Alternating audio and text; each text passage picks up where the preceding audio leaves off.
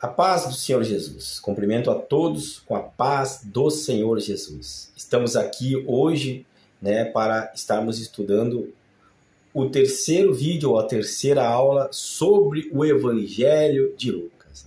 Já vimos no primeiro vídeo o capítulo 1, no vídeo subsequente o capítulo 2 e o capítulo 3. Hoje vamos estudar detalhadamente o capítulo 4 e o capítulo 5.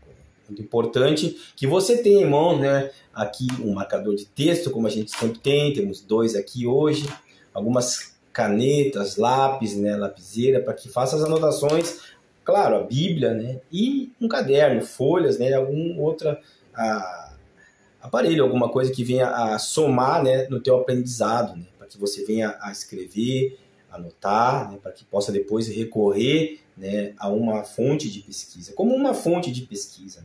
A Bíblia é muito importante que a tenha em mãos. Eu sei que muitas pessoas às vezes usam hoje em dia a Bíblia no celular, no tablet, mas vamos ter uma Bíblia física aqui também, para facilitar o nosso entendimento. Amém? Fazer marcações, anotações, para que nós possamos interagir. Interaja no comentário, poste ali o comentário, a dúvida, em relação ao que vamos estudar hoje. Amém? Nós vimos no capítulo 3, antes de começarmos o 4, no final do 3 ali, diz assim, vamos recapitular, Lucas 3 ali, fala sobre... fala sobre o crescimento de Jesus, Ele cita os antepassados de Jesus Cristo, mas antes ele fala sobre o quanto o menino crescia em sabedoria, em entendimento, o quanto o menino estava crescendo. Isso é importante nós entendermos, para que nós possamos entender que há um período aqui que é pouco relatado entre essa fase em que o menino crescia, e a fase em que ele começa o seu ministério. Mas ele termina, também dizendo o batismo de Jesus Cristo e a descida do Espírito Santo de Deus em forma de pomba em Jesus Cristo. E vai começar o capítulo 4 exatamente dizendo que Jesus Cristo estava cheio do Espírito Santo de Deus e que por este foi levado ao deserto para as tentações. Amém? Antes de qualquer coisa entrar no texto bíblico de fato, no capítulo 4, não esqueça de se inscrever no canal se não está inscrito. Não esqueça de comentar, dar o seu like, isso é muito importante para a divulgação da obra, ampliação do alcance da obra a outras pessoas que porventura possam estar vindo a se beneficiar com a palavra de Deus. A tua inscrição, o teu like, o teu comentário é muito importante. Amém? Vamos entrar de fato então no texto bíblico. Tem aí a sua Bíblia, abra ela comigo no Evangelho de Lucas, hoje capítulo 4. Glórias a Deus. Diz assim no começo, Jesus, cheio do Espírito Santo, voltou do Rio Jordão. Foi levado pelo Espírito ao deserto. Ali ele foi tentado pelo diabo durante 40 dias. Veja bem, nesse tempo todo ele não comeu nada e depois sentiu fome. Então o diabo lhe disse, olhe e preste bem atenção. O Espírito Santo de Deus, ao qual a palavra de Deus se refere, Jesus estava cheio dele. Cheio dele. Então, a importância de imediato que nós vamos entender para nós termos um relacionamento com Deus é que nós devemos ser cheios do Espírito Santo de Deus. Se nós voltarmos um pouco aqui e olharmos os vídeos anteriores também, vamos ver que os pais de João Batista, Zacarias e Isabel, estavam cheios do Espírito Santo de Deus. Vamos ver que os pais de Jesus, Maria e José, ambos também tinham a presença do Espírito Santo de Deus. Vamos ver que Simeão, Ana ali, que anunciaram Jesus, que viram Jesus ainda bebê, esses também estavam cheios da presença do Espírito Santo de Deus, e diz a palavra que viviam em constante oração no templo jejuando. São requisitos básicos para nós termos uma vida com Deus, uma vida diferenciada, uma vida dentro dos preceitos e dos conceitos cristãos, da ética e da moral cristã, é estar cheio da presença do Espírito Santo de Deus. Então, antes de seguir, nós vamos ver um texto para ela sempre, que hoje volta-se para dentro da palavra do Senhor, glórias a Deus por isso, ao qual fala algumas coisas sobre quem é o Espírito Santo de Deus. É importante nós entendermos, por dentro da palavra de Deus, o que é o Espírito Santo de Deus. Abra a tua Bíblia comigo, anote aí calmamente, né, para que não se perca, em Romanos 8. Romanos capítulo 8, versículo 26 e 27. Vai nos dar um entendimento sobre o Espírito Santo de Deus. Diz assim: assim também o Espírito de Deus vem nos ajudar nas nossas fraquezas. Pois não sabemos como devemos orar, mas o Espírito de Deus, com gemidos que não podem ser explicados por palavras, pede a Deus em nosso favor. Pois sabemos que todas as coisas trabalham juntas para o bem daqueles que amam Deus, daqueles a quem Ele chama de acordo com o seu plano. No versículo 28, voltamos um pouco e vamos ler o versículo 27. E Deus, que vê o que está dentro do coração, sabe qual é o pensamento do Espírito. Porque o Espírito pede em favor do povo de Deus e pede de acordo com a vontade de Deus. Na Bíblia, então, descobrimos que o Espírito tem emoções, o Espírito tem vontade, intercede e o Espírito fica triste. Veja lá em Efésios, abra lá em Efésios, acompanhe, anote, em Efésios 4:30. Nós vamos ver um pouco mais sobre o Espírito Santo de Deus. Em Efésios 4:30 diz assim: e não façam com que o Espírito Santo de Deus fique triste. Veja que o Espírito Santo de Deus, ele fica também triste. Pois o Espírito é a marca de propriedade de Deus, colocada em vocês, colocada em nós, a qual é garantia de que chegará o dia em que Deus os libertará. Abandone então, diz a palavra, vamos ler um pouco mais, toda amargura, todo ódio, toda raiva, são coisas que inibem o Espírito Santo de Deus. Nada de gritarias, insultos e maldades. Pelo contrário, sejam bons e atenciosos uns para com os outros. E perdoem uns aos outros, assim como Deus, por meio de Cristo, perdoou vocês. Efésios, capítulo 4, versículo 30, 31, 32. Né? Nos dá também uma ideia da figura do Espírito Santo de Deus. Uma pessoa, vamos supor, né, que tem sentimentos. Uma pessoa, vamos supor, que tem emoções, vontades, simboliza o Espírito Santo de Deus. E este Espírito Santo de Deus estava em Cristo Jesus nesse momento, preenchendo-o por completo, porque diz a palavra que ele estava cheio do Espírito Santo de Deus. Pare agora, preste bem atenção, veja bem o que diz a palavra de Deus. Ele foi levado ao deserto por quem? Justamente pelo Espírito Santo de Deus, a qual estava cheio. Deserto é lugar árido, muito quente a dia e muito frio à noite, pouco alimento, escassez de água, lugares para se cobrir do sol, por exemplo, não há. Não, deserto é sofrimento, simboliza dor, simboliza angústia, cansaço físico, emocional, psicológico e até espiritual. Mas quem o leva para lá para ser tentado é exatamente esse Espírito Santo de Deus, que muitos imaginam que vai nos trazer apenas alegria, felicidade, contentamento, gozo, paz, amor, frutos magníficos, e tudo isso ele traz e traz em abundância. Porém, também ele nos prova, ele permite a prova para que nós possamos crescer, amadurecer. Antes de fato Jesus iniciar sua ação, seu ministério, iniciar as curas, os milagres, ele também passou por um deserto levado pelo próprio Espírito Santo de Deus, a qual permitiu com que ele fosse tentado. Ali ele permaneceu 40 dias, vamos seguir? Ali ele permaneceu 40 dias.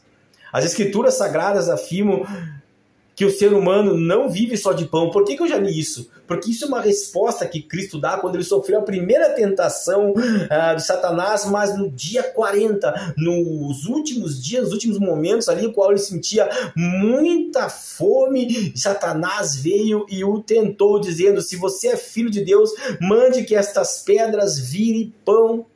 Justamente ele foi tentado aonde naquele momento ele poderia estar mais fraco e debilitado, estava com fome. Então Satanás o tenta por dentro da palavra de Deus. Satanás conhece a Bíblia muito bem.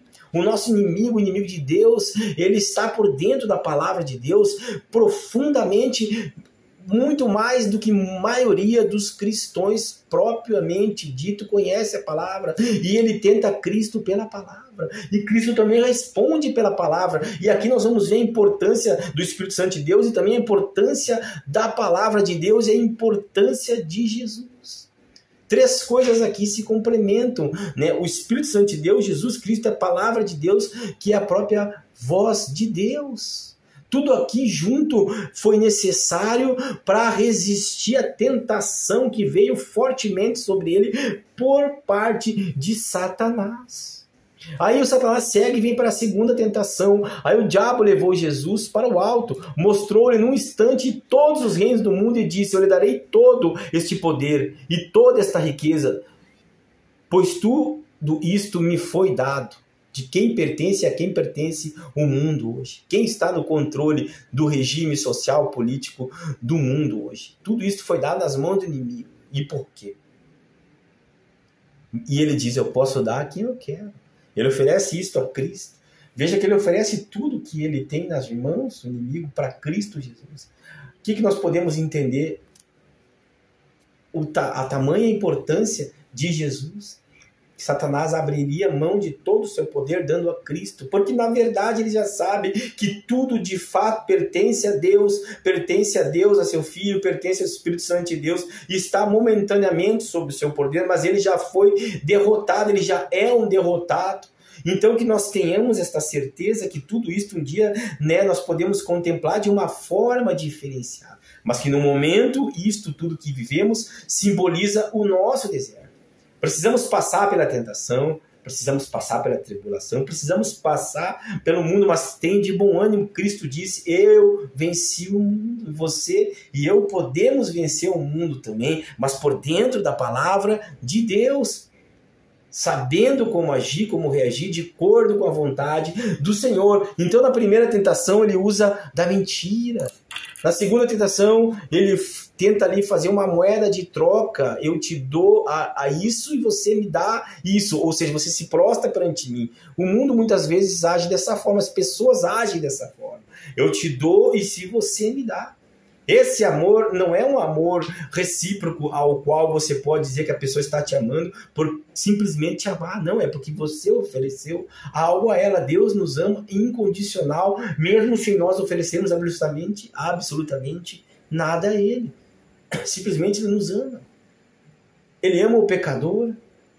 Lucas já falou e já relatou muito bem anteriormente a quem veio Cristo, né? E a tentação segue. E vem a terceira tentação. No versículo 7, vamos continuar lendo. Preste atenção. Isto tudo será seu se você se ajoelhar, né? Então ele queria que Jesus se ajoelhasse. Jesus respondeu pelas Escrituras: adore o Senhor seu Deus e sirva somente a Ele. Não se dobre às coisas do mundo. Não se dobre a Satanás, aos seus manjares. Não se dobre a nada. Adore somente a Deus. Depois o diabo levou a Jerusalém e o colocou na parte mais alta do templo e disse: se você é filho de Deus, jogue-se daqui. Pois as Escrituras Sagradas afirmam, mais uma vez, ele vai por dentro das Escrituras. Satanás não tenta Jesus por fora das Escrituras. Naquele momento ali, Deus mandará que os seus anjos cuidem de você. Olha só que maravilha, né? Nós sabemos que a palavra afirma isso. Agora, eles vão segurá-lo com as suas mãos. Eles vão segurá-lo com as suas mãos, para que nem mesmo seus pés sejam feridos nas pedras. É parte da Escritura, realmente. Está relatado na Escritura. Mas Jesus respondeu: as Escrituras Sagradas afirmam: não ponha à prova o Senhor seu Deus. Mas o que é isso? Então, quando o diabo acabou de tentar Jesus de todas as maneiras possíveis, ele foi embora, mas foi embora por algum tempo. Aqui é muito importante nós entendermos que vamos sofrer tentações enquanto estivermos vivos. E quanto mais nos voltarmos para a palavra do Senhor, quanto mais cheios do Espírito Santo de Deus, mais tentações vamos sofrer. Por que o inimigo tenta tanto o cristão? Porque ele não quer que nós trabalhemos a favor de Deus e venhamos a salvar mais almas. Portanto, as tentações sobre quem está buscando o Espírito Santo de Deus e está com o Espírito Santo de Deus com uma presença maior na vida, essa tentação é maior. Porque pare e pense e raciocine. Para que o inimigo vai tentar tanto quem já está do lado dele? Quem já está caminhando fora da direção de Deus? Quem está no caminho largo? Para que ele vai tentar tanto? Não, a própria pessoa já se entregou ao mundo, já caminha em passos largos por oposto de Deus, então o inimigo não tem nem que se esforçar tanto. Mas agora, na medida que você busca o Espírito Santo de Deus, a tentação aumenta. Cada vez mais você será tentado, isso é normal, isso é fato, isso é até lógico, né? Mas o que eu quero ressaltar aqui também é que aqui, né, é como se o Satanás dissesse a Jesus, vá lá e peça a Deus e teste Deus, determine que é assim, pronto. Se a palavra está escrita, diga para Deus, é assim que você tem que fazer, eu vou me jogar aqui e você não vai permitir que eu me machuque. Mas a palavra, a escritura também diz, não tentará o Senhor seu Deus. Hoje em dia muitas pessoas querem determinar as coisas, querem botar ordens em Deus, querem jogar responsabilidade sobre os atos que tomam, que não é de acordo com a vontade do Senhor, para cima de Deus, como se Deus tivesse a obrigação de cuidar e zelar, independente das escolhas que eu faço. As escolhas que eu faço vão determinar o que vai acontecer amanhã. Aquilo que eu plantar e que eu cuidar e que eu zelar, seja o bem ou o mal, vai ser o que eu vou colher. E não podemos responsabilizar Deus, porque foi nós que plantamos, cuidamos, regamos, seja o bem ou o mal.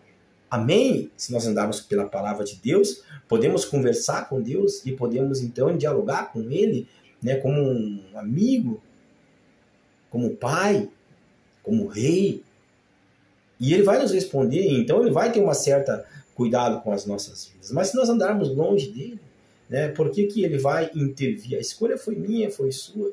O maior amor de Deus está justamente nesse livre-arbítrio que Ele dá no ser humano decidir a sua própria vida, inclusive decidir amá-lo por vontade própria. Ele não vai nos obrigar. Então segue a palavra, né, e diz assim, vamos seguir, né, o texto, né? Até agora nós já podemos entender muitas coisas, mas vamos seguir numa parte agora fundamental, a qual Jesus então sai da tentação. Pare tudo agora, volte para o texto bíblico aqui, no versículo 16, Jesus sai então do deserto, né? Há um contexto aqui, ele regressa, e Jesus vai para a cidade de Nazaré. Nazaré é a cidade dele, pare e pense, né? Onde ele tinha crescido, nascido, seus pais, familiares, amigos, conhecidos, né? Estavam todos por ali naquela região, onde ele havia crescido, mas ele chega no sábado, que é sagrado para os judeus. Conforme o seu costume, foi para as sinagogas, né? Chega diretamente às sinagogas, o lugar onde estão falando de Deus, né? Aí se levantou para ler as escrituras sagradas, ele deram o livro do profeta Isaías, ele abriu o livro e encontrou o lugar onde está escrito assim, né? Aqui é importante nós entendermos que quando dão um livro a Cristo Jesus, né, não é que Jesus vai abrir um texto aleatoriamente. O judeu tinha por costumes a organização, né? Então naquele dia havia um texto certo para ser lido. E justamente ele leu o livro de Isaías, você pode complementar com Isaías 61:1, Isaías 58:6, né? Você pode ir ali e complementar o seu estudo, né, lendo estas passagens de Isaías, mas que citam aqui, né, também no versículo 18 do capítulo 4. O Senhor me deu o seu Espírito, Ele me escolheu para levar boas notícias aos pobres. Ele me enviou para anunciar liberdade aos presos, dar vista aos cegos, libertar os que estão sendo oprimidos e anunciar que chegou o tempo em que o Senhor salvará o seu povo. Jesus fechou o livro, então, depois que ele leu as passagens sagradas do livro de Isaías, ele fecha o livro, entregou para o ajudante da sinagoga e sentou-se. Calmamente, claro, né? Todas as pessoas ali presentes olhavam para Jesus, sem desviar os olhos, porque estavam atônitas, eu creio, com a forma que Jesus se expressava, quem era, o que estava fazendo, como leu, né? E ali, então, ele disse, hoje se cumpriu o trecho das Escrituras Sagradas que vocês acabaram de ler. Então Jesus leu e disse, hoje se cumpriu essa profecia. Pare e pense agora, né? Todo mundo observando Cristo ali, né? E ele lendo o texto, como de costume todos liam, né? E ele disse, cumpriu hoje. Ou seja, eu sou esse aí. Eu sou o Messias, sou filho de Deus. Eu sei o que vocês estão esperando. Até aí tudo bem. Todos começaram a elogiar Jesus, admirados com a sua maneira agradável e simpática de falar, né? No versículo 22, eles diziam, ele não é o filho de José, aí muda tudo. E peraí, esse aí não é o filho de José? Maria ali, o carpinteiro, aqueles que ali trabalham, são simples, humildes. É ele sim, começaram a questionar, dizendo, né? Então muda tudo. E pare e pense, aqui começa a entrar então a dúvida, começa a entrar o medo, o questionamento. E todos os sentimentos que até então não haviam, porque não sabiam quem de fato ele era. Quando o reconhece de onde ele veio, que é do próprio lugar onde ele está, começa a entrar sentimentos de questionamento. Então Jesus já diz, sabendo os corações dele, sem dúvida vocês vão repetir para mim o ditado, médico, cure-se a você mesmo. E também vão dizer, nós sabemos que tudo o que você fez em Cafarnaum, faça as mesmas coisas aqui na sua própria cidade. Continua, eu afirmo a vocês que isso é verdade, nenhum profeta é bem recebido na sua própria terra. Muito conhecidos por todos essa passagem no versículo 24, né, do capítulo 4 de Lucas, né, que diz, eu afirmo a vocês que isso é verdade. Nenhum profeta é bem recebido na sua própria terra. Ali onde deveria ser muito recebido, muito elogiado, quem sabe, né, e até reconhecido, porque ali que ele cresceu, ali ele não foi reconhecido. Muitas coisas Jesus não pôde fazer na própria região que ele viveu na infância, porque não o reconheceram. Você vai ver o texto que dá sequência, vão até querer matá-lo. Por quê? Porque não tem como reconhecer em Cristo pelo que ele era agora de fato e o que ele estava dizendo. Eles olham sempre para o antepassado.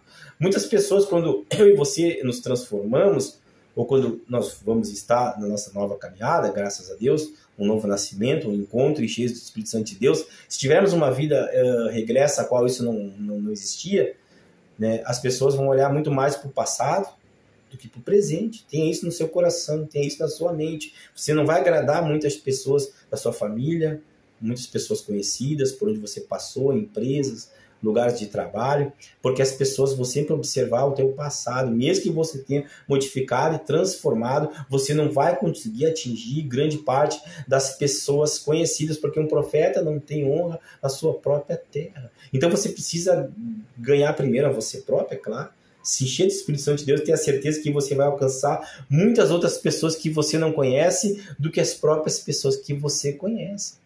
Né? Amém? É assim, pronto. Por que disso? Muito disso vem da questão da intimidade e da questão da amizade. Por quê?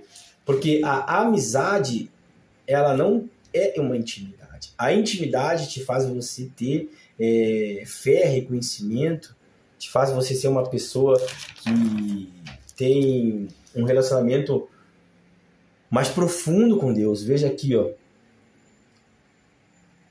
Por quê? Porque a intimidade, ela te traz uma aproximação e reconhecimento. Veja que você, dentro da sua própria casa, onde você tem uma família agora, que construiu esposa, marido, filhos, ali você tem intimidade, são pessoas que realmente te amam mais profundamente, porque ultrapassou a amizade. A amizade, eu posso dizer que era com os meus parentes antigos, com os vizinhos, meus parentes antigos, que eu digo, meus parentes consanguíneos, melhor se expressando, né? São amizades que a gente constrói, mas a intimidade vem quando você se aparta deles e constrói sua própria família. Assim é com Deus. Se você criar uma amizade com Deus, fica muito superficial. Você deve criar uma intimidade com o Pai. Constantes orações, constantes relacionamentos, fazer a vontade do Senhor. Para que Jesus veio? Ele deixa claro, do versículo 17 ao 30, ele veio para ser um evangelizador. Jesus veio evangelizar, veio proclamar libertação, Jesus veio restaurar a vista para aqueles que não viam. Jesus foi pôr em liberdade os oprimidos e inaugurar o ano aceitável do Senhor. Jesus Cristo veio para isso. Está escrito aqui nos textos, você pode se aprofundar depois do vídeo, né? Dar uma pausa até ler, quem sabe dar sequência depois. Mas para isso que veio Cristo, é para isso que eu e você somos transformados, para evangelizar, para proclamar libertação, para restaurar a vista, para pôr em liberdade os oprimidos, para inaugurar o ano aceitável do Senhor, inaugurar uma nova vida, dar vida às pessoas, dar liberdade às pessoas verdadeiramente por dentro da palavra de Deus. Mas nós precisamos andar, caminhar, e não podemos nos atrelar à opinião que vem dos particulares conhecidos, porque estes vão, se nós dermos espaço, atrapalhar. Quem sabe até nos querer matar espiritualmente, porque vão olhar para o passado, vão olhar para as coisas que construímos erradas e não vão conseguir ver o brilho do Espírito Santo nas nossas vidas.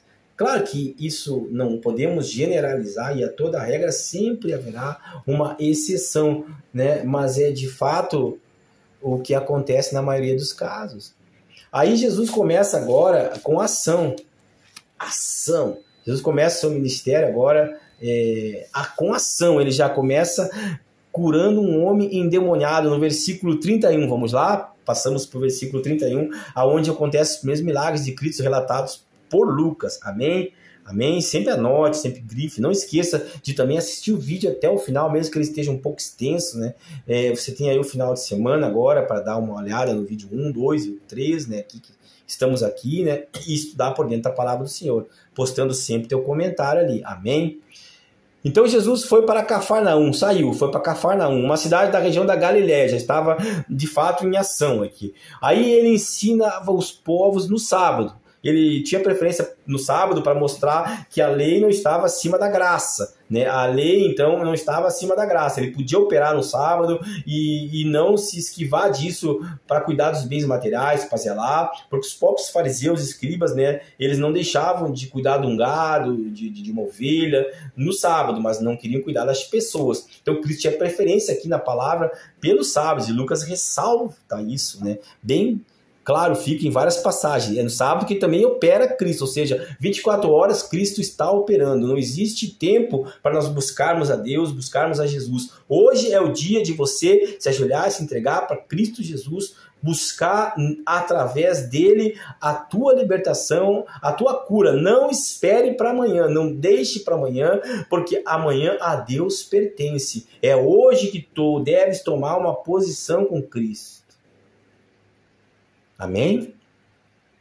Então eles estavam muito admirados com a maneira de ensinar, pois Jesus falava com autoridade. Essa autoridade vinha do Espírito Santo de Deus, e esse Espírito Santo de Deus está aí onde você está aqui onde eu estou, está disponível para nós se nós tivermos o coração flexível para Ele e deixarmos com que Ele entre e opere através das nossas vidas. Havia um homem na sinagoga que estava dominado por demônios. O homem gritou: "Ei, Jesus de Nazaré, o que você quer de nós?" Um homem endemoniado dentro da sinagoga grita e fala com Jesus: "O que você quer de nós? Você veio para nos destruir? Sei muito bem quem é. Você é santo que Deus enviou. Sei muito bem quem você é." Eu grifei aqui, eu fiz uma anotação aqui, faça você, porque aqui é muito importante. Um homem endemoniado dentro das sinagogas olha para Jesus Cristo, reconhece ele e diz: "Eu sei quem você é. Você é santo, é o santo que Deus enviou." Os demônios reconheceram Cristo Jesus, assim como Satanás tentou Cristo por dentro das Escrituras. Eles conhecem muito bem a natureza de Jesus Cristo de Nazaré, que estava ali dentro de corpo físico, como homem, mas no seu interior, cheio da presença do Espírito Santo de Deus. Os demônios reconheceram quem ele era. Muitas pessoas hoje não estão reconhecendo Cristo Jesus, e até os demônios o reconheceram e se dobraram diante dele, temeram a ele, respeitaram a ele. Por que eu e você às vezes não conseguimos ver Cristo na vida de alguém? Se isso está acontecendo, pare e pense. É porque não estamos com a visão espiritual, estamos cegos. E precisamos do Espírito Santo de Deus para que possamos ver Cristo Jesus hoje agindo através da vida de muitas pessoas. Olha a transformação de um dependente químico, olha a transformação de uma prostituta, de um mentiroso, a transformação de um criminoso. Nos hospitais, quantos estão saindo curados e testificando que foi milagre? Médicos dizendo que a medicina não explica certas curas. Tem tantas coisas acontecendo aí afora que, se nós estamos focados realmente em Cristo, vamos perceber que Ele está agindo ainda hoje. Mas o nosso foco às vezes vai pelo que a mídia passa, as desgraças, as tragédias, e parece que é só isso que o mundo tem. O mundo tem tudo isso e muito mais, mas o mundo também tem o Espírito Santo de Deus para quem queira, e Ele quer hoje te curar, quer te alcançar. Hoje é o dia de você clamar pela presença dEle e deixar que Ele vá agindo, não esperando que venham só facilidades. Então Jesus deu uma ordem aos demônios: cala a boca e sai deste homem. Em frente de todos, o demônio tirou o homem no chão e saiu dele sem causar nenhum ferimento. Obedeceu à voz do Senhor. Todos ficaram ainda mais espantados e diziam uns aos outros: que tipo de palavras são essas? Esse homem com autoridade e poder expulsa o espírito mal e eles vão embora. E a notícia se espalha. Aí Jesus segue, né? E eu creio que Lucas dá muito respaldo a isto, por ele ser um médico naquela época, ter sido um médico, ele está vendo curas, né? Porque a medicina não poderia explicar aquilo ali, e o espiritual dizia que era atribuído à maldição de Deus, então ficava ali a medicina com a coisa espiritual, né? Um jogando para o outro, e como não se explicava as doenças, realmente poderia se crer que era espiritual, às vezes poderia ser, às vezes não, porque tem coisas que são espiritual, outras que não, nós precisamos ter esse discernimento, mas aqui Cristo expulsou os demônios, então existia algo espiritual, e Lucas então como médico fica... como que isso foi feito, né? Só pode ser que Jesus realmente é o que diz que ele é o Filho de Deus, ele é o Messias. Mas muitos não creram, os judeus não creram naquela época, e outros tantos ainda hoje não creem nos milagres de Jesus. Jesus cura muita gente lá no 38. Jesus saiu da sinagoga e foi para a casa de Simão. A sogra de Simão estava doente, com febre alta. Contaram isso a Jesus, né? Ele vai ali, parou ao lado da cama, deu uma ordem e a febre saiu. A mulher, no mesmo instante, levantou e começou a cuidar dele. Jesus expulsou demônios, Jesus curou aqui uma enfermidade. Jesus anuncia a mensagem, né? No 42. Quando amanheceu, Jesus saiu da cidade e foi para um lugar deserto, né? Mas a multidão começou a procurar e quando o encontraram, eles não queriam deixá-lo embora. Jesus disse: eu preciso anunciar também em outras cidades a boa notícia do reino de Deus, pois foi para fazer isso que Deus me enviou, né? Então essa foi a missão principal de Cristo, anunciar as boas novas, anunciar o reino. Mas consequentemente ele ia curando e operando, e ele mesmo querendo se retirar ali, porque ele ia orar em lugares reservados, ele mantinha a intimidade que nós falamos com Deus, né? As multidões o seguiam aonde ele ia, mas nós vamos ver, né, mais adiante nos estudos que muitos interessados apenas nos benefícios de Jesus. É o que muita gente hoje quer, apenas o benefício que Cristo tem, apenas a cura, apenas a libertação, mas não quer ter essa intimidade com Deus, que é o principal, é o que vai te dar a salvação, a vida eterna. Você pode até ser curado, liberto aqui nesse plano na terra, mas se você não tiver intimidade, relacionamento, respeito, compaixão para com os próximos, e isso vem do amor de Deus, que coloca nos nossos corações através do Espírito Santo de Deus, nada vai resolver. Apenas vamos ser curados, mas a vida eterna não vai nos pertencer. Abra o olho, preste uma atenção, grife isso, anote e busque-se intimidade e não a amizade. A amizade, a família rejeitou Cristo e os milagres não aconteceram ali em Nazaré naquele momento. Foram lá para Cafarnaum, lá para outros lados. Não deixe que Cristo se afaste de você, da sua família. Não deixe que o Espírito Santo de Deus apenas te cure, te liberte e depois tenha que partir pelas tuas atitudes ou pela atitude de outros que influenciam a tua vida, né? Mantenha um relacionamento de intimidade com o Espírito Santo de Deus. Veja bem, estude sobre ele, converse, ore, peça que ele te ensine, que ele faça parte da tua vida, dos teus estudos. Quando você abrir a palavra de Deus para ler, peça ao Espírito Santo de Deus que te dê a revelação. Dê bom dia ao Espírito Santo de Deus. É o foco, um dos focos do evangelista, né? Lucas, ao escrever o seu evangelho. Amém? Terminamos assim o capítulo 4, é uma bênção, né? Glórias a Deus. Vamos então, de imediato, fazer o capítulo 5, como o nosso propósito de hoje foi dito no começo, né? O capítulo 5 é um capítulo bom, né? Que já começa também com Cristo mantendo uma ação, né? Jesus chama os seus primeiros discípulos aqui. Até então podemos entender que Cristo estava operando sozinho. O ministério crescia, ele precisava então de apoio, né? Como todos nós não podemos fazer nada sozinhos. Nós precisamos ter pessoas conosco. Nós temos que ter pessoas que nos ajudem no ministério. Não é bom que andamos sozinhos, que façamos as coisas sozinhos. Mas precisamos ter pessoas de confiança. E Cristo então chama os seus discípulos e diz assim, ó: certo dia Jesus estava na praia do lado da Galileia, né? E a multidão se apertava em volta dele, sempre a multidão junto. O Lucas frisa isso sempre. Para ouvir a mensagem de Deus, que era o principal foco de Cristo, passar a mensagem, ensinar.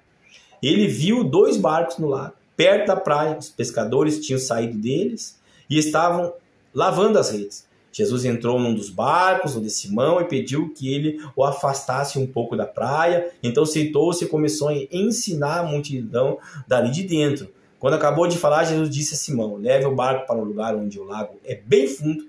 Então você e seus companheiros joguem as redes para pescar. Né? Jesus usou o trabalho deles, né, para propagar a palavra. Né? Pescadores, usou o barco. Né? Ele quer e vai usar o meu e o seu trabalho para propagar a palavra do Senhor, se nós deixarmos. Não é porque ele queira procurar apenas pescadores. Não, ele procurou o que cada um tinha como hábito de realizar e trouxe aquilo para o reino, para ser utilizado para o reino. Seja o que você fizer, seja o que você estiver fazendo, você, ao se converter verdadeiramente, vai usar disso a serviço de Deus. Não vai mais simplesmente usar o que você faz para servir ao reino do mundo, para adquirir riquezas para o mundo. Você vai usar aquilo para adquirir riquezas para o reino de Deus. Mestre, nós trabalhamos a noite toda e não pescamos nada. Era um momento difícil deles. Trabalhar a noite toda, sua profissão era pescador, sustenta suas famílias, eles não haviam pego nada, não poderiam vender, não haveria renda. Mas já que o Senhor está mandando jogar as redes, eu vou obedecer. 2 coisas aqui importantes: obedecer à voz do Senhor. Outra coisa, obedecer à voz do Senhor, mesmo que pareça pouco improvável, né, de que tenha que obedecer. Afinal, eles já tinham ido lá, já não tinham pescado nada, iriam voltar lá para perder tempo, mas foi Deus que mandou, foi Jesus que falou. Se ele falar, não duvide, porque Deus é o Deus do impossível. Ele vai fazer o impossível, como aqui parecia impossível, mas ele só fez o impossível porque o possível foi feito por eles. Eles obedeceram e foram. Só vai operar nas nossas vidas o impossível se nós fizermos o possível. O que nos cabe a nós: buscarmos a sua presença, obedecer a ele, fazemos a nossa parte. Já vimos isso nos vídeos anteriores. E aqui está mais claro e mais nítido. Eles tiveram que obedecer para poder colher. Não poderiam eles ir lá e pescar os peixes se não obedecessem a Cristo. Se o barco não voltasse lá, se eles não navegassem lá e não lançassem as redes. Aí vem o fantástico. Quando eles jogaram as redes na água, pescaram tanto peixe que as redes estavam se arrebentando. Então fizeram um sinal para os companheiros que estavam no outro barco, a fim de que viessem ajudá-los. E mais pescaram, mais os ajudaram. Eles foram enchendo os 2 barcos com tanto peixe que os barcos quase afundaram.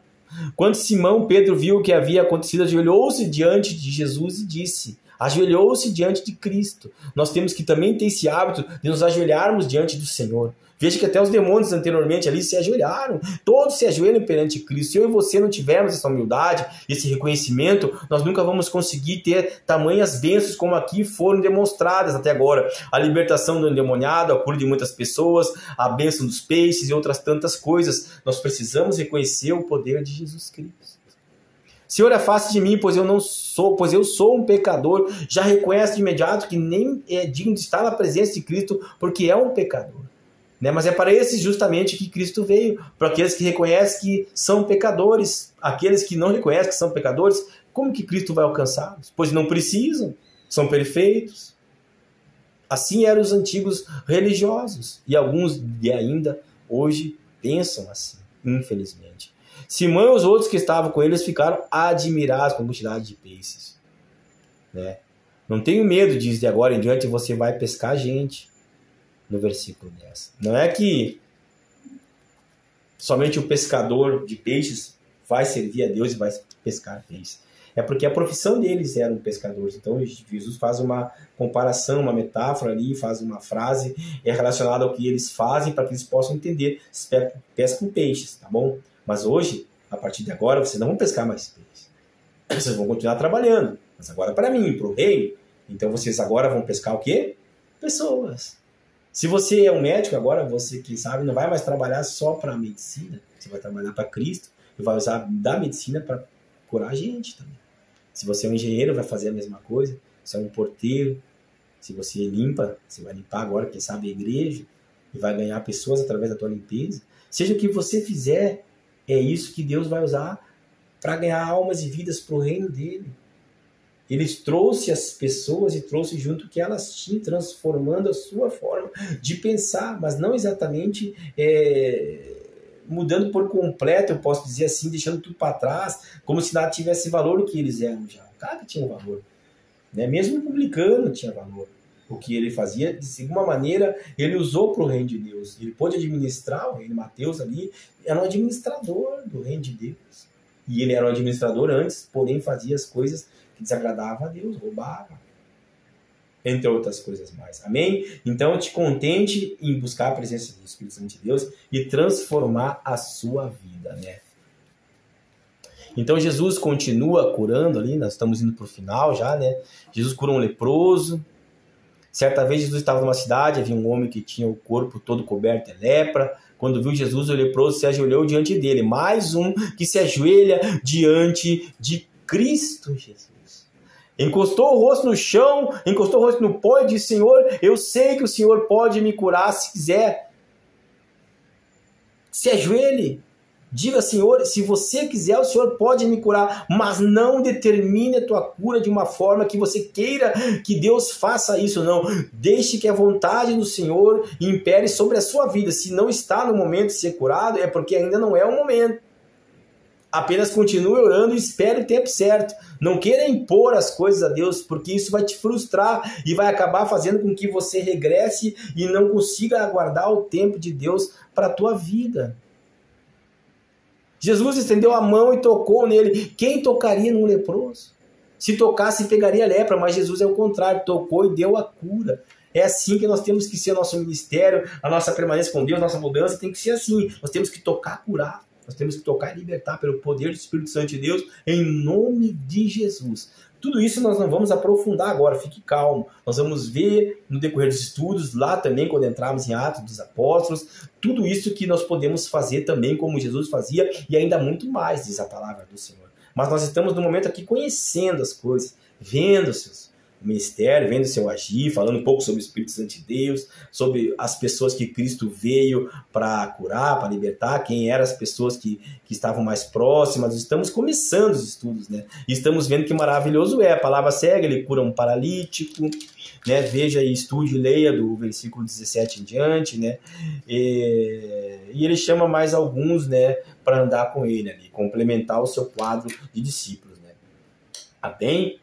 Estamos partindo para o final. Vamos ver se tem algo mais relevante aqui na palavra do Senhor, para que possamos fechar com o texto, né? Nós vimos então que em algum momento Jesus se retirava. Aqui que eu quero frisar para vocês, aqui eu termino no capítulo 5, versículo 16. Vamos grifar até, né? Olha bem o que diz aqui, ó. Jesus ia para lugares desertos e orava.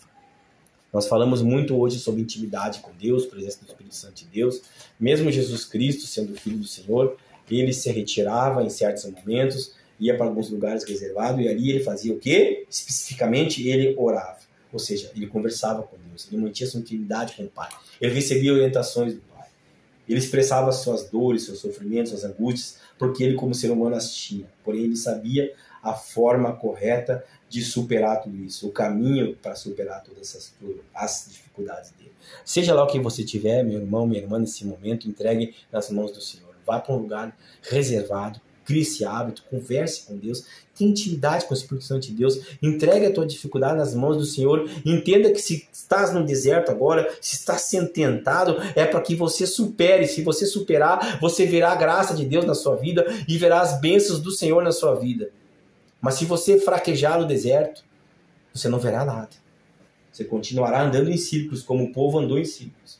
Não ande em círculos como o povo de Deus andou. Pelo contrário, passe como Jesus passou e comece a trabalhar para o reino. Amém? Que Deus te abençoe. Deixa aqui o teu comentário. Veja o próximo vídeo daqui a uns dias postado lá. Vamos estar dando sequência. Acompanhe, inscreva-se e compartilhe o vídeo. Em nome de Jesus, muito obrigado por mais esse dia estarmos juntos.